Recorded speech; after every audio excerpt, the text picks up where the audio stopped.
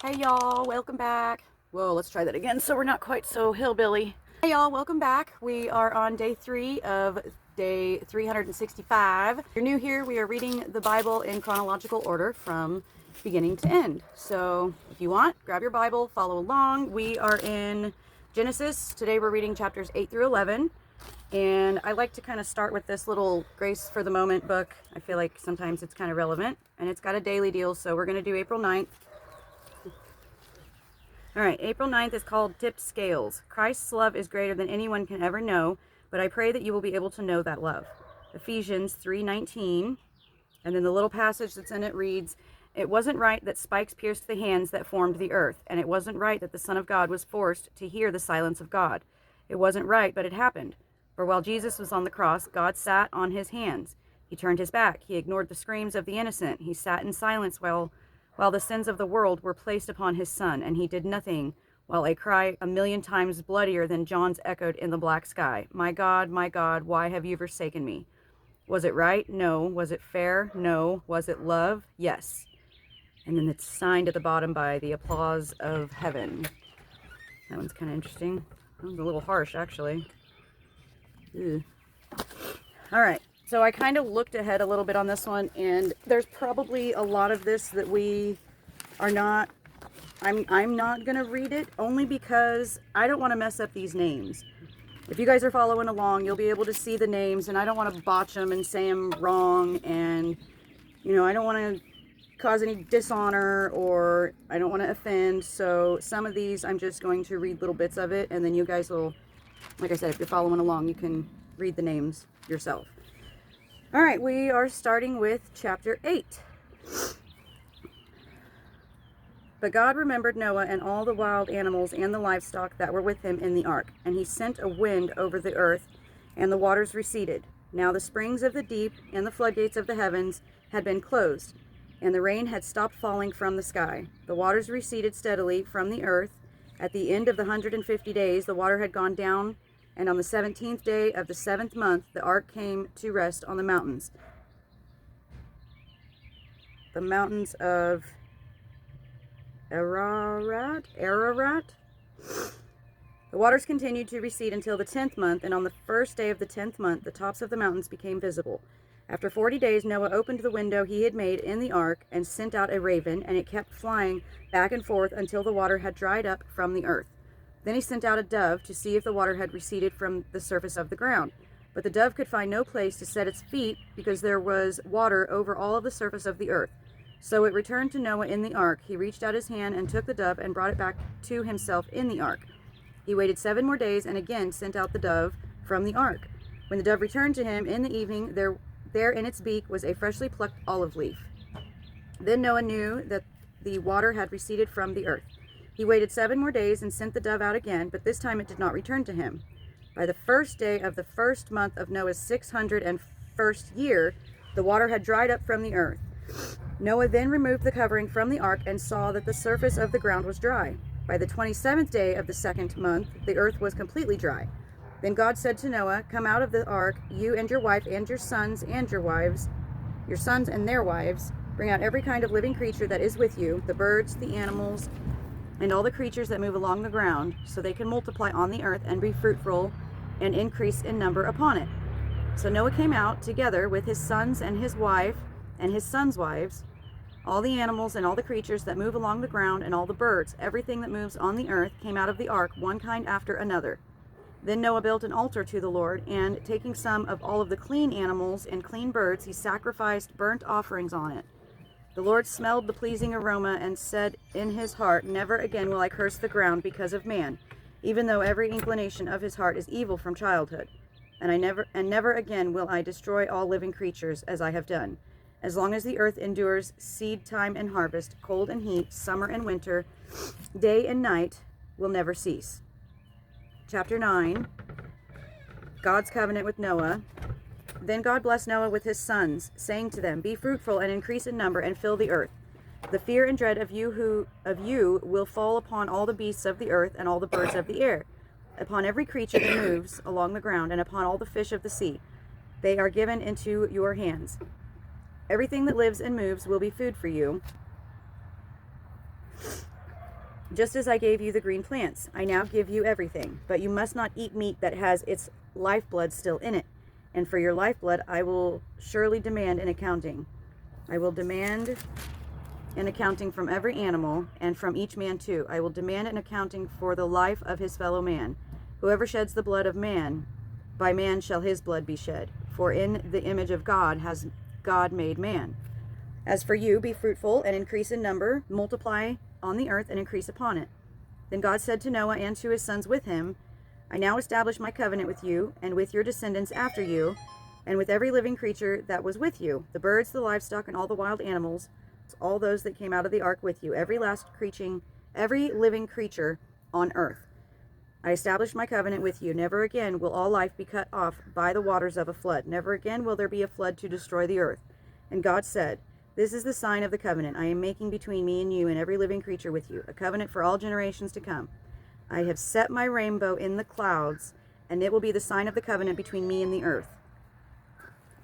I gotta highlight that. I have set my rainbow in the clouds, and it will be the sign of the covenant between me and the earth. Whenever I bring clouds over the earth, and the rainbow appears in the clouds, I will remember my covenant between me and you and all living creatures of every kind. Never again will the waters become a flood to destroy all life.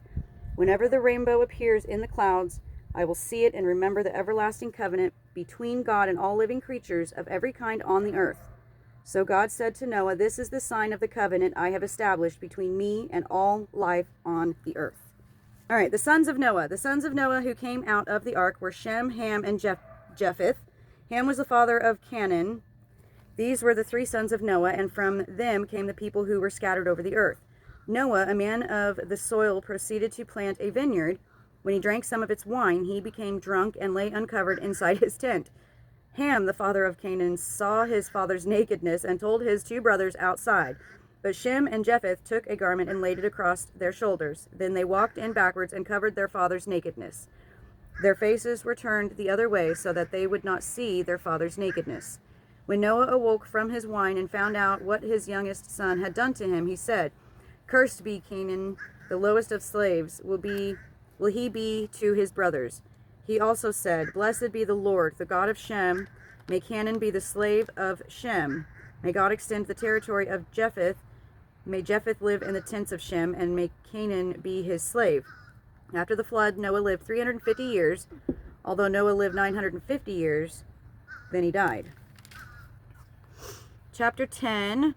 This is the account of Shem, Ham, and Japheth, Noah's sons, who themselves had sons after the flood. The sons of Japheth. All right, this is where our names are. Gomer, Magog, Madai, Javan, Tubal, Mashik, and Tiras. The sons of Gomer. Don't know those ones. Not even going to try. The sons of Javan, Elisha, Tarshish, and Katim. Yeah, not even going to try. From these, the maritime peoples spread out into their territories by their clans within their nations, each with their own language. The sons of Ham, Cush, Mizraim, Put, and Canaan. The sons of Cush, Seba, Hivala, Sabta, Rama, and Sabteka. The sons of Rama, Sheba, and Dedan. Again, if I'm messing or botching these up, I'm sorry. Cush was the father of Nimrod. Did they really name their kid Nimrod? Who grew to be a mighty warrior on the earth. He was a mighty hunter before the Lord. That is why it is said, like Nimrod, a mighty hunter before the Lord. The first centers of the kingdom were Babylon, Erech, Akkad, and Calneh in Shinar. From that land he went to Assyria, where he built Nineveh, Rehoboth, Calah, and Rezin, which is between Nineveh and Calah. That is the great city. Mizraim was the father of those children there. Canaan was the father of Sidon, his firstborn, and of the Hittites, Jebusites, Amorites, and those there. Later, the Canaanite clans scattered, and the borders of Canaan reached from Sidon toward Gerar, as far as Gaza, and then towards Sodom and Gomorrah, Admah, and Zeboim, as far as Lasha. These are the sons of Ham by their clans and languages in their territories and nations. Sons were also born to Shem, whose older brothers was Japheth. Shem was the ancestor of all the sons of Eber. The sons of Shem were those ones there. The sons of Aram were those ones there. Arphaxad was the father of Shalihah, and Shalihah was the father of Eber. 2 sons were born to Eber. One was named Peleg because in his time the earth was divided. His brother was named Joktan. Joktan was the father of those kids there. All these were sons of Joktan.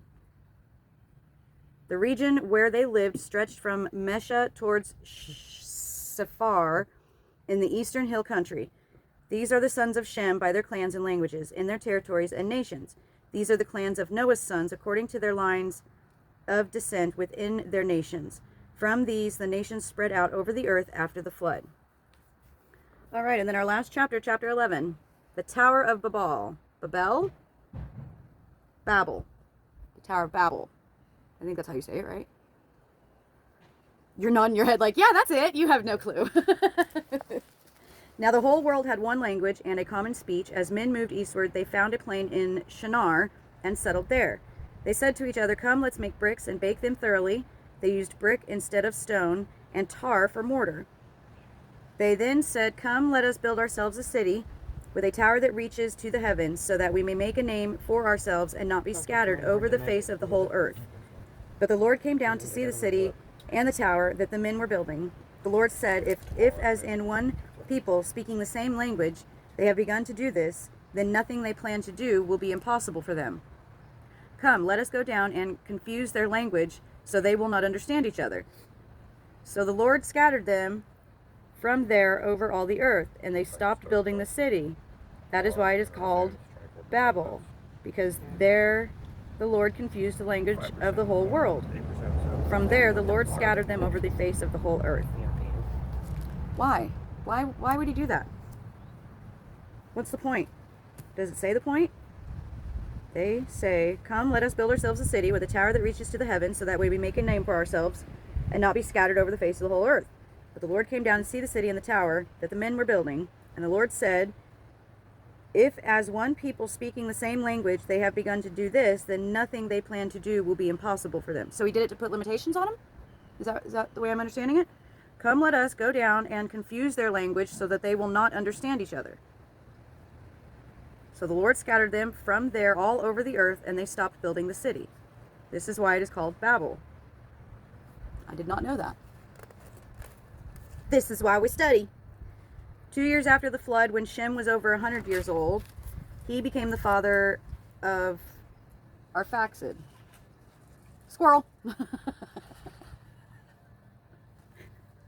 Shem lived 500 years and had other sons and daughters. When Arphaxad had lived 35 years, he became the father of Shelah. And after he became the father of Shelah, Arphaxad lived 403 years and had other sons and daughters. When Shelah had lived 30 years, he became the father of Eber. And after he became the father of Eber, Shelah lived 403 years and had other sons and daughters. When Eber had lived 34 years, he became the father of Peleg. And after he became the father of Peleg, Eber lived 430 years and had other sons and daughters. When Peleg had lived 30 years, he became the father of Reu. And after he became the father of Reu, Peleg lived 209 years and had other sons and daughters. When Reu had lived 32 years, he became the father of Serug. And after he became the father of Serug, Reu lived 207 years and had other sons and daughters. When Serug had lived 30 years, he became the father of Nahor, after he became the father of Nahor, Serug lived 200 years and had other sons and fathers. When Nahor had lived 29 years, he became the father of Terah. And after he became the father of Terah, Nahor lived 119 years and had other sons and daughters. After Terah had lived 70 years, he became the father of Abram, Nahar, and Haran. This is the account of Terah. Terah became the father of Abram, Nahor, and Haran became the father of Lot. While his father Terah was still alive, Haran died in Ur of the Chaldeans in the land of his birth. Abram and Nahor both married. The name of Abram's wife was Sarai, And the name of Nahor's wife was Milcah. Milcah. She was the daughter of Haran, the father of both Milcah and Ishkah. Now Sarai was barren. She had no children. Terah took his son Abram, his grandson Lot, son of Haran, and his daughter-in-law Sarai, the wife of his son Abram, and together they set out for Ur of the Chaldeans to go to Canaan. But when they came to Haran, they settled there. Terah lived 205 years, and he died in Haran. And that brings us to chapter 12. I'm ready for the fun stuff. I know that it's important to know all the who begot who, is father of who, and how long they lived, which it is. It's interesting. But it confuses me. Ooh, we have to mark our book. We have to mark our book. Let's see, we did 8, 9, 10, and 11. 11 of them. And then day 3 is done. Day 4 is tomorrow. Look forward to you guys joining me. If you guys have any questions, ask away. I'm always loving a good conversation and a good rebuttal, you know. Yeah. All right. See you guys tomorrow for day 4. Love you. Bye.